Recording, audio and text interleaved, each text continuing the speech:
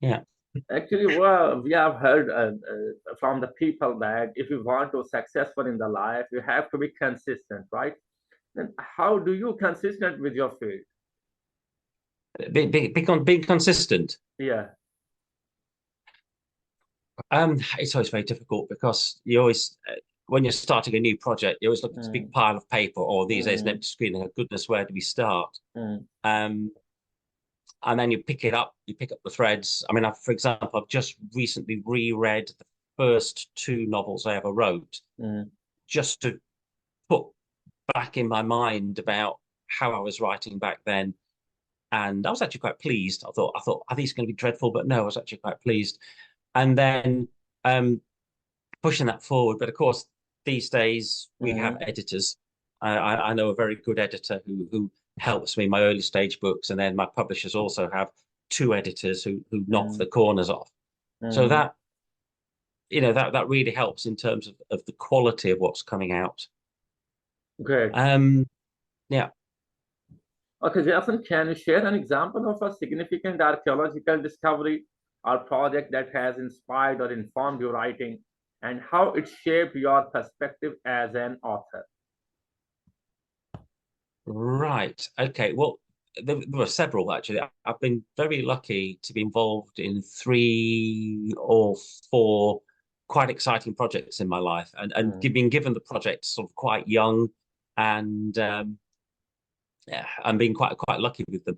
I think the one of the ones that's influenced me most is when I did my PhD in Kent, mm, in Eastern England.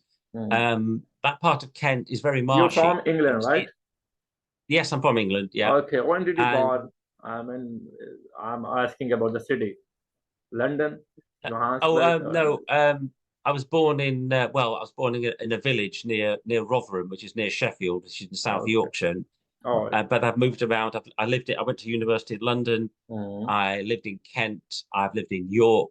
I'm now mm, back in Yorkshire, and I lived in the Channel Islands off the mm. coast of France for 35 years as well. So I've moved about.